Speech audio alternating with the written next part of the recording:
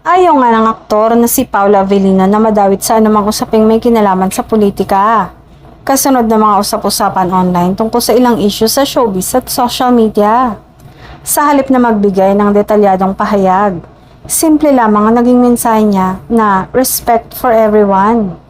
Ayon sa ilang netizens, tila pinapakita ng aktor ang kanyang pagiging maingat sa pagpili ng mga isyong pinapasukan, lalo na kung ito ay sensitibo o maaaring magdulot ng kontrobersya. Para sa kanya, mas pinipili ni Paolo na umiwas sa anumang bagay na posibleng pagmulan ng ingay sa publiko. May mga fans din na nagsasabing maaaring indirect na pagdepensa ito sa kapwa-artista na si Kim Chiu na madalas ding napag-uusapan sa social media.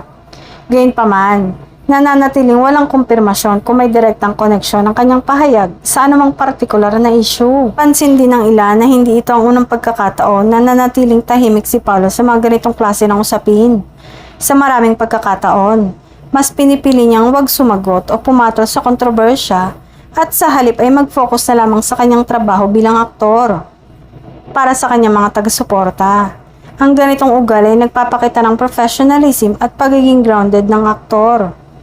Sa ngayon, patuloy pa rin ang interpretasyon ng publiko sa kanyang pahayag. Ngunit malinaw na nananatili si Paolo sa kanyang paninindigan na umiwas sa political at controversial na usapin at mas piliin ang respeto para sa lahat.